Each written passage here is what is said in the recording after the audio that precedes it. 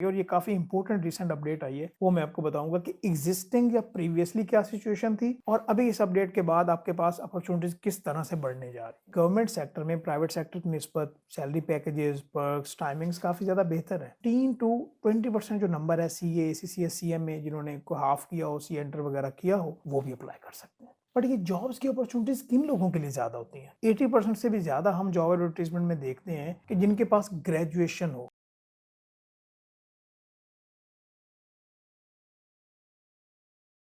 अस्सलाम वालेकुम। हम आए दिन न्यूज़पेपर्स और जॉब एडवर्टीजमेंट में अकाउंट्स एंड फाइनेंस को लेके जॉब्स की काफ़ी अपॉर्चुनिटीज़ देखते हैं in government and private sector. और मैं आपको स्टार्ट में ही बताता जाऊँ कि गवर्नमेंट सेक्टर में प्राइवेट सेक्टर की निस्बत सैलरी पैकेजेस, पर्क्स, टाइमिंग्स काफ़ी ज़्यादा बेहतर है। और यहाँ पे आपका क्वेश्चन होगा कि ये कैसे पॉसिबल है? Let me explain.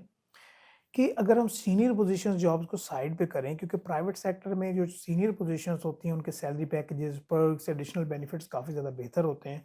और जो मीडियम लेवल जॉब्स हैं, स्पेशली अकाउंट्स एंड फाइनेंस की मैं बात कर रहा हूँ, जिनका 14 to 16 स्केल होता है, वहाँ पे सैलरी पैकेजेस, टाइमिंग, पर्क्स, जो एडिशनल टाइम होता है वो काफ़ी ज़्यादा बेहतर है। बट क्या ये जॉब्स लेना उतना ही आसान है? बिल्कुल भी नहीं। 10 अगर अपॉर्चुनिटीज़ हैं, एक अपॉर्चुनिटी है तो वहाँ पे हज़ारों लोग कम्पीट कर रहे हैं, तो वहाँ पे आपको मेहनत करना पड़ती है। बट ये जॉब्स की अपॉर्चुनिटीज किन लोगों के लिए ज़्यादा होती हैं?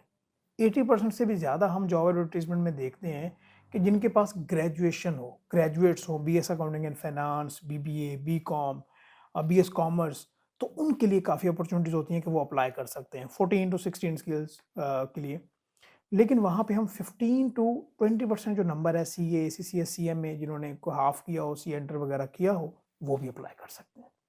और एक और बात का यहाँ पे तज़किरा करना ज़रूरी है कि चाहे 15 टू 20% नंबर है, लेकिन यहाँ पे कंपैरेटिव एडवांटेज CA वाले ले जाते हैं। वो कैसे? इनका जो स्टडी बैकग्राउंड होता है वो काफ़ी बेहतर होता है। इन्होंने बहुत detail in depth knowledge gain किया होता है। और फिर जो CA के आर्टिकल्स है, अगर किसी के पास एक्सपीरियंस है तो वो भी एक एडिशनल एडवांटेज बनता है। और हमने देखा है कि उन्होंने जो टेस्ट है वहाँ पे भी काफ़ी बेहतर परफॉर्म किया है, इंटरव्यू में भी, और उन्होंने क्रैक करने में ग्रेजुएट्स की निस्बत उनको आसानी हुई है।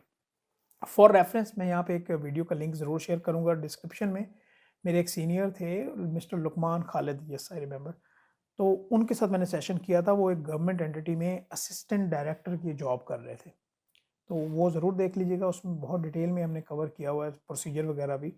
बट इस सेशन में हम क्या कवर करने वाले हैं कि ये जो 15 टू 20% का नंबर है ना CA के लिए, इसको हम कैसे 100% पे लेके जाएंगे। और ये काफ़ी इंपॉर्टेंट रिसेंट अपडेट आई है, वो मैं आपको बताऊंगा कि एग्जिस्टिंग या प्रीवियसली क्या सिचुएशन थी और अभी इस अपडेट के बाद आपके पास अपॉर्चुनिटीज किस तरह से बढ़ने जा रही हैं।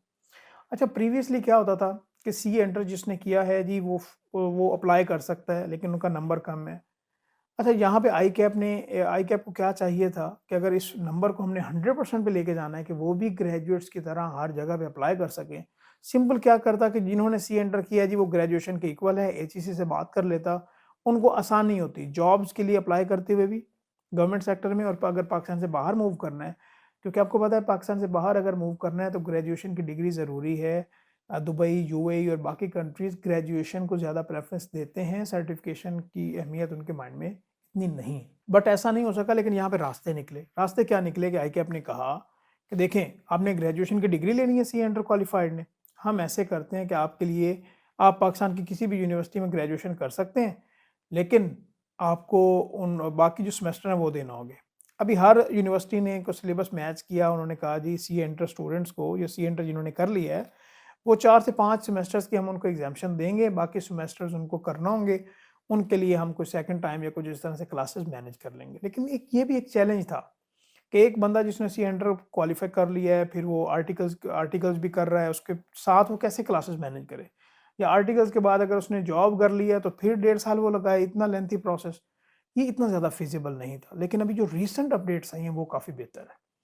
आपको पता होना चाहिए कि वर्चुअल यूनिवर्सिटी, वहाँ पे ऑनलाइन एजुकेशन की काफ़ी फैसिलिटी है, वहाँ पे आपको ज़्यादा फ़ी नहीं देना पड़ती।